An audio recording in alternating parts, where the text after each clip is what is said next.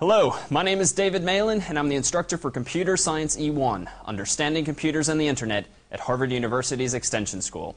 You're watching one of our videos of the week. For more such videos or information about this course, visit us on the web at computerscience1.org. Enjoy the show.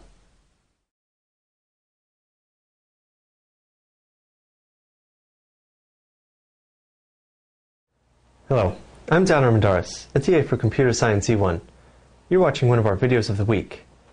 In this video, I'm going to talk to you about bad ideas in technology. I'm going to discuss just a few of the ideas that look better on paper than they actually ended up being.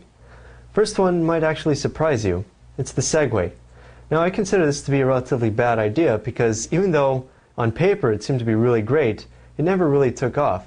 It's far too expensive, and really it's only retained this sort of elite status that it's always had. The next one is Microsoft Bob. You may remember this relatively old product. It's from the Windows 3.1 days. It tried to make computers easier to use. But the problem with it was that it held your hand a little too much. You can actually see remnants of it in today's modern-day Clippy that you find with Microsoft Office. Still very annoying, I find. Another one is the QCat by the Digital Convergence Corporation.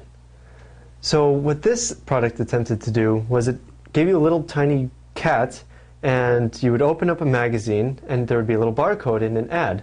You'd use this cat and scan the barcode, and it would send your computer to whichever website this barcode was supposed to send you to. The problem with this was that it cost a lot of money to distribute these cats to people that had magazines that supported this functionality. The other problem with it were privacy concerns. Every QCat had its own ID number. People were worried that the company could track where they were going, to which ads they were trying to visit. Next is something called DivX. Now, this is not to be confused with the DivX video format that is popular today. This was actually the Digital Video Express and was released partially by Circuit City. Now, the point of this was you would purchase a DVD for relatively cheap, $3 or $4 or so. You'd bring it home and pop it into your DivX player, and it would limit how many times you could watch this DVD. Initially, you were allowed to watch it for 24 or 48 hours, and then every time you wanted to watch it again, you would have to pay an additional fee. This failed because, well, people wanted, when they purchased their DVDs, to actually be able to watch them. Now, some of the most spectacular failures have actually been in the video game market. In the mid-1990s, Apple Computer, which we are all familiar with today as coming out with the Macintosh computers and also the iPod line of music players, tried to release a video game console called the Apple Pippin. Now, this was a spectacular failure because it was far too expensive for what it did, and it was trying to compete with some major names such as the Nintendo 64. However, some of the big names were not immune to such failures. Nintendo, a little bit before the mid-90s, came out with the Virtual Boy. This was a very big device that you would set on a table, and it was essentially a virtual reality sort of system. You would put your face up to it, and you would use a little controller, and you would navigate into 3D worlds. The problem was that it was rushed into market far too quickly in an attempt to beat out the Nintendo 64, and so it was definitely rough around the edges. It wasn't very polished.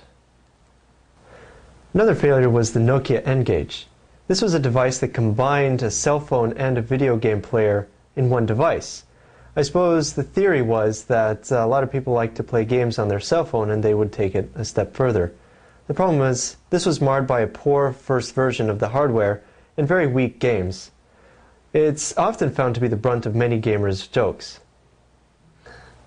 In 1993 and 1994, Panasonic and other companies released the video game console known as the 3DO, or the 3DO Interactive Multiplayer. Now, this was an extremely powerful system, but it had a price to match. At the time that it was released, it went for $700. The problem was that this was released to an already overcrowded market. The Super Nintendo and the Sega Genesis had already become wildly popular.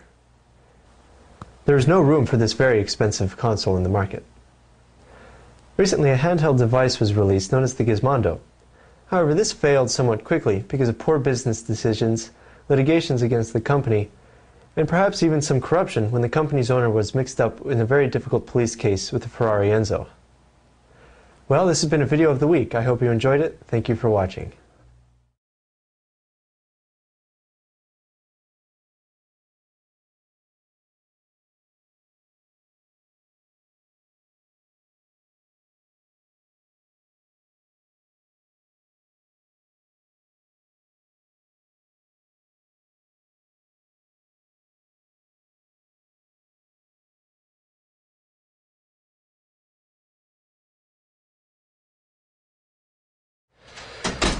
Nintendo 64. The problem was, it went a little overboard, and it always tried to hold. Nintendo 64. Now, the problem with this was that it was far too expensive for what it did, and it was competing with some of the much bigger names, such as the Nintendo 64. I'm glad you find Kitty cute. He's ruining my reputation, though, for my masculine videos of the week.